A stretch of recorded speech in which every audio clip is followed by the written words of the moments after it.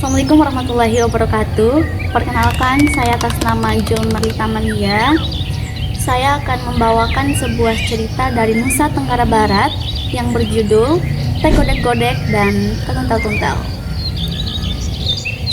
Halo anak-anak semuanya. Jadi pada kesempatan kali ini Ibu Guru akan membawakan sebuah dongeng yang berjudul Teh Godek-Godek dan Tuntel-Tuntel. Teh Godek-Godek sebagai kera dan Tuntel-Tuntel sebagai katak.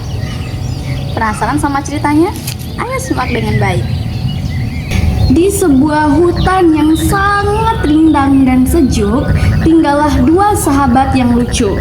Seekor kera yang bernama Teh Godek-Godek dan seekor katak yang bernama Teh Tuntel-Tuntel.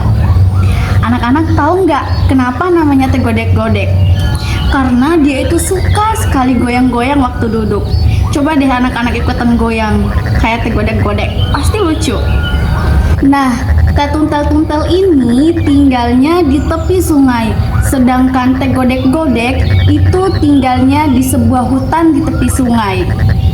Mereka ini sahabat yang sangat baik. Kalau punya makanan sedikit, pasti dibagi-bagi. Dan kalaupun punya banyak makanan, pasti juga dinikmati bersama-sama. Suatu hari, hujan turun sangat deras.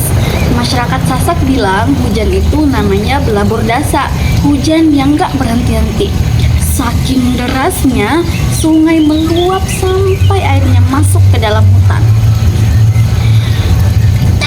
Tolong, aku gak bisa berenang, jerit Teh Godek-Godek panik.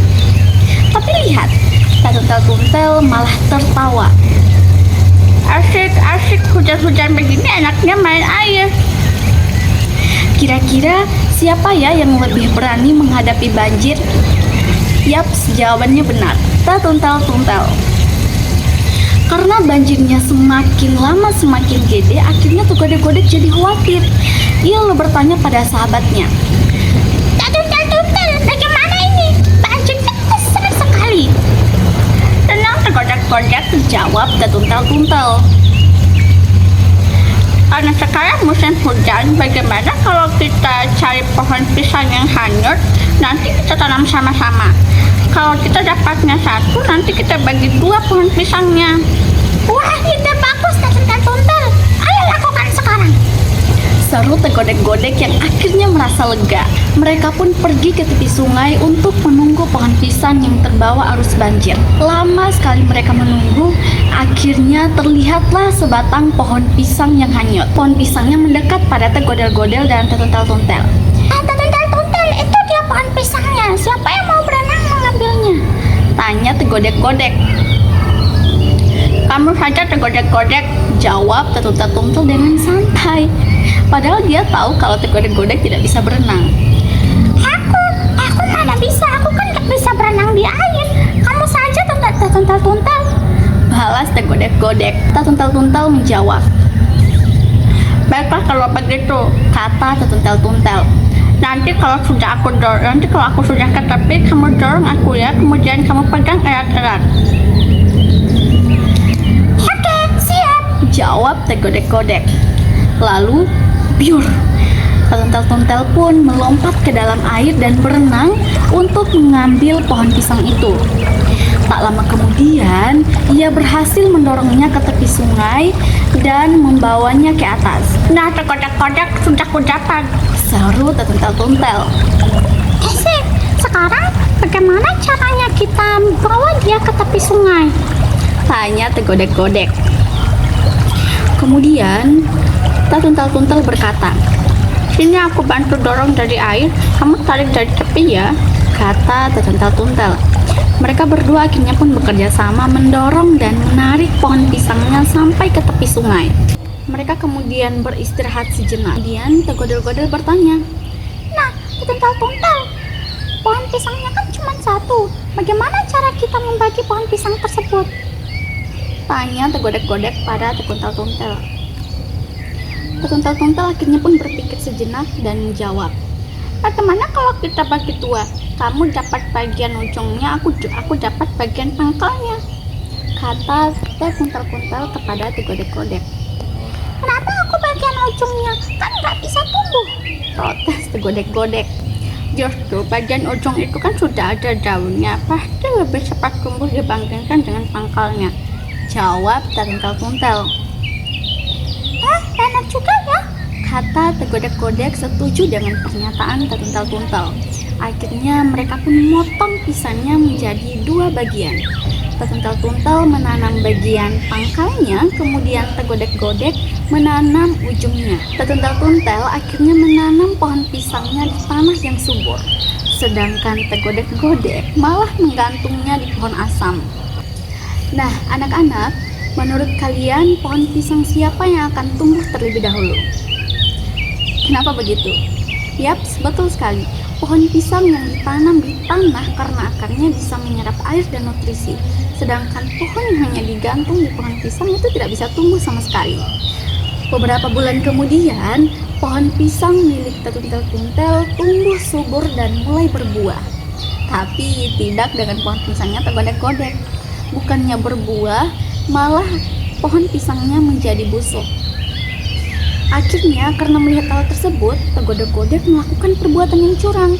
Dia pun mengambil dan memakan pohon pisang milik Teruntal-tuntel. Nah, menurut anak-anak, perbuatan Tergodek-godek itu baik atau enggak? Tentu saja tidak ya, mencuri itu perbuatan yang tidak terpuji dan tidak dianjurkan. Sedangkan di sisi lain, Teruntal-tuntel yang merasa kehilangan pisangnya lalu menyusun rencana jahil tapi lucu. Ia menyembunyikan kain kesayangan Tergodek-godek dan masuk ke dalam tempurung kelapa. Dari dalam tempurung, ia berkata pelan menirukan suara perut. Culung icek.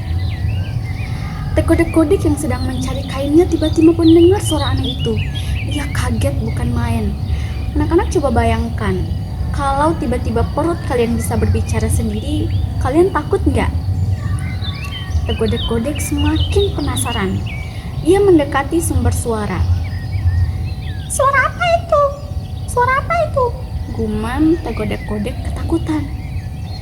Tiba-tiba suara itu terdengar lagi lebih keras.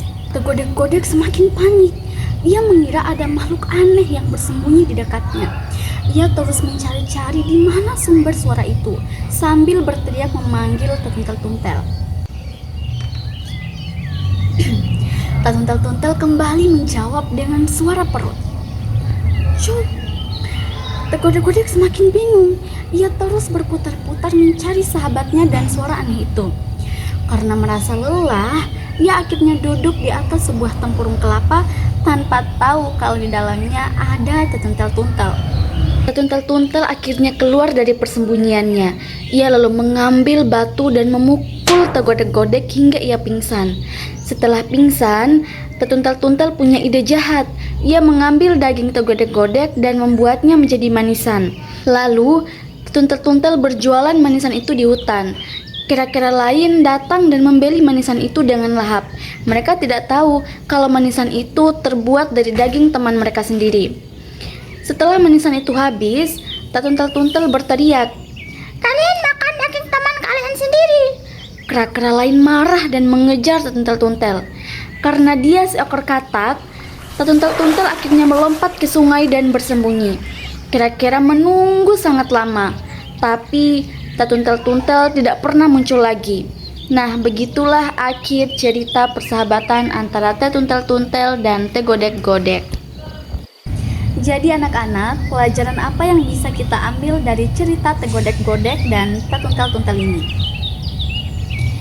Betul sekali, kalau kita menginginkan sesuatu, kita harus minta izin. Jangan berbuat curang dan jangan mengambil milik teman. Jadilah sahabat yang baik, saling menyayangi dan memaafkan seperti Teruntal-tuntel dan Tergodek-godek.